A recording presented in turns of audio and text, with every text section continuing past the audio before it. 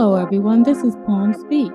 Today we'll be discussing two poems by two indie artists, and then we will get into our long-awaited book club, where we're discussing E. Wade's book, Stripping Prince Charming. Alright, let's get into it. The first poem is by Marie Yvette. It's called Dawn. It says, Earth's regurgitation of a definite being peeks through the ends of a spherical figure, melodically arranged, unceasingly dependable. Massaging creatures' necessary exposure, teasing their desire from the elusive entrance of our atmosphere, yawning and stretching, appreciating each breath, a new day begins. Okay, again folks, that was by Marie Yvette, and she has a book coming out called It's Time to Wake Up, Poems and Messages that Inspire the Black Experience. All right, let's get to our next poem by a Greek poet. And excuse me if I pronounce her name wrong. Her name is Eftichia Harpadelli, and the name of her poem is Earth. The ground calm, good for those that love you. From midday, the burned sun. Fall flames, the villages and the cities, stuck in his flesh, need them with our blood. Italia sky, where we travel on. The voices to us it takes and scatters the air. A star's newborn that waits for villagely the new day. Alright, I chose this poem because it flows nicely with the first one, and it stood out to me as being very symbolic. Here are some facts about the poet. She says, it never occurred to me to be a writer. Started in 2005-2006 with some of my first poems that I sent and got outstanding reviews, competitions, and awarded. I think for so little time I have done many things, and I continue. I have published 16 small books, no birds, all winning. One of my books, titled Blue Iris Collection, Hayes, has been translated into Albanian and has won 3 times for Greek literary clubs and various competitions.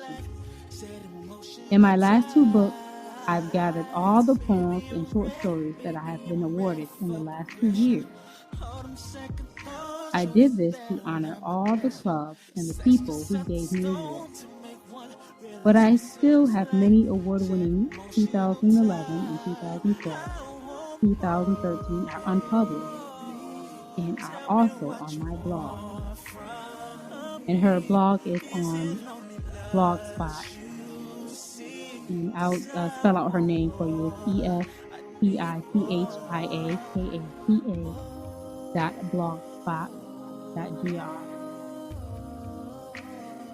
And she continues, it says, to blog, I uploaded about 300 works from all winning literary clubs, from magazines, from newspapers, and other spiritual centers in Greece and abroad. Simply, can someone who likes to read literature.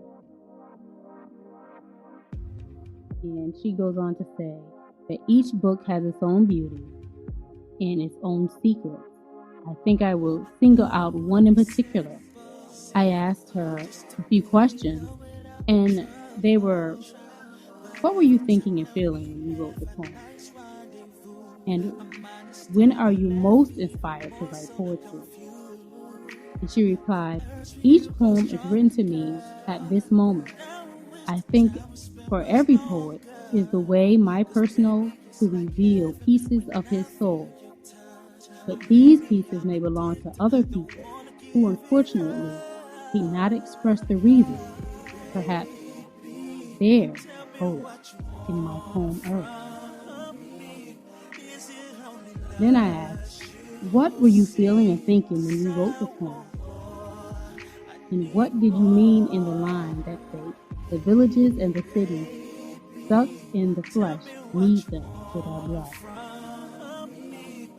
And her reply was, I represent people who suffer on earth, people who have never been able to make a single trip, stuck living in a neighborhood, in a house, in a village, all spend years of their lives fighting for their not to die slaves. Slaves with the strength of their hearts, resisting while they bleed in towns and villages, no longer have a soul in humanity. A beautiful Greek poet, Kostas Varnelia, a nice poem says, not with words, with work by the unfair fight. Not alone with crowds matched, the wrong with blood nourished, smoother with blood.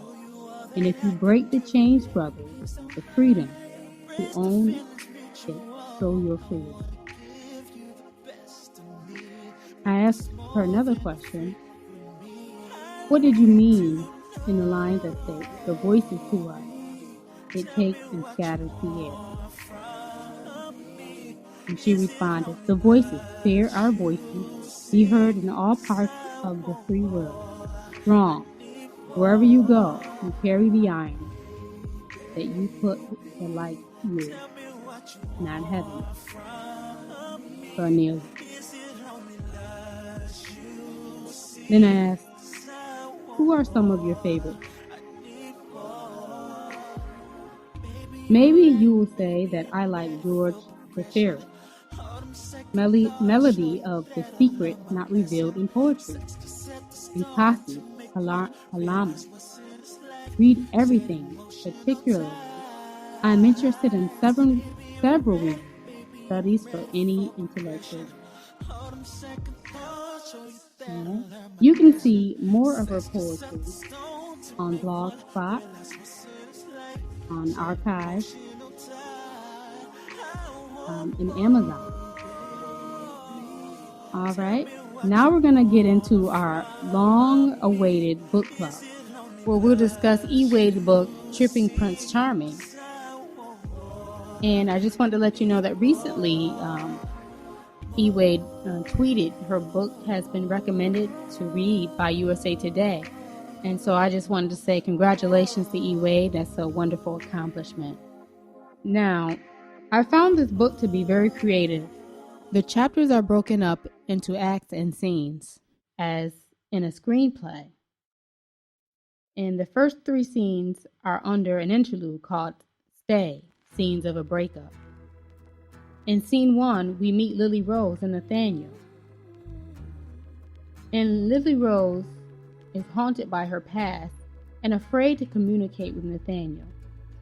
Nathaniel leaves because Lily Rose does not defend herself. Let me tell you how I am feeling about this scene. I'm not happy about this. Lily's actions were disturbing because she allowed her past to dictate her current relationship, as brought out in the book. It says, she let the brutal words and violent accusations determine her present and destroy her future. However, because she tried to avoid what happened to her in the past, she refrained from saying anything. Being afraid can paralyze some people, and although she did not want to lose him, that is what she got. I was also upset with Nathaniel. It almost felt too easy for Nathaniel to leave. Couldn't he just give her more time to discuss the situation?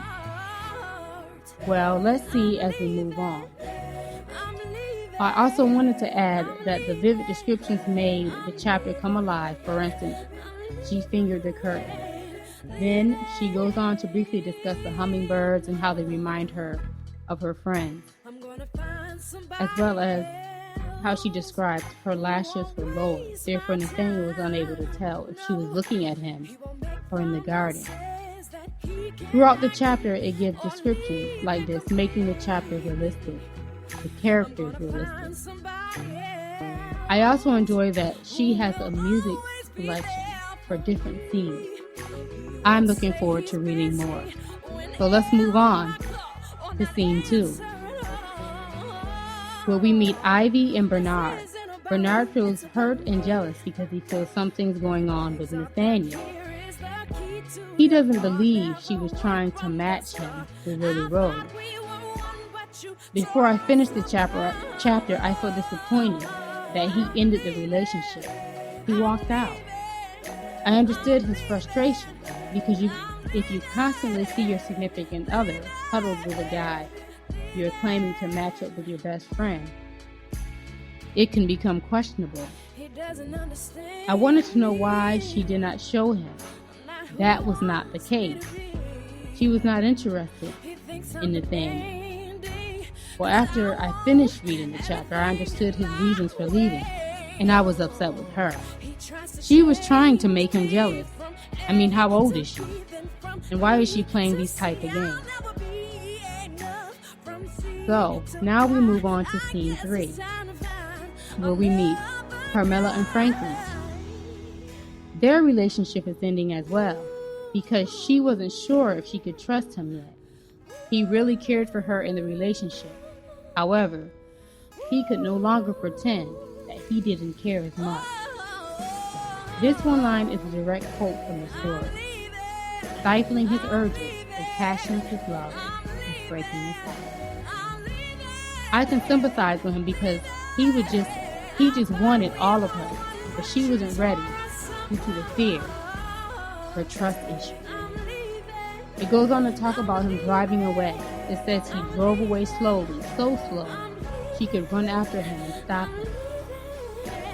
I would ask, why didn't she stop him? Why couldn't she tell him that? But if she's afraid, she should let him go. Why put someone through that? Don't get involved in a relationship unless you're ready. So I agree with this breakup. So that is going to conclude our book club for today. And I wanted to ask, how are you guys feeling about the discussion so far? And have any questions or comments or thoughts, please send them to ym92.5radio@gmail.com. And we will read them over the air. And we'll read more next time. So stay tuned. Goodbye.